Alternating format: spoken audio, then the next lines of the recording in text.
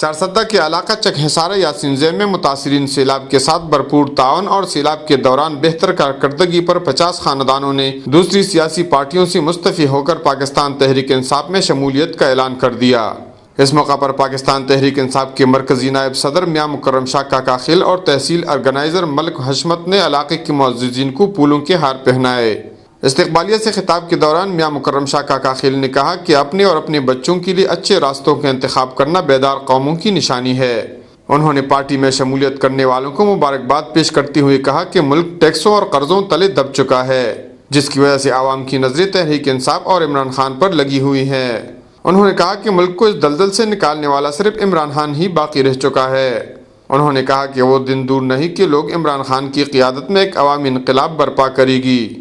استقبالیہ سے ملک حشمت، پیر انہار علی، گل نواز خان اور رشید گل خان خیر نے اپنے خطاب میں کہا کہ یہ انصاف اور خدمت کی پارٹی ہے اور عمران خان ایک عوامی طاقت رکھنے والا لیڈر ہے۔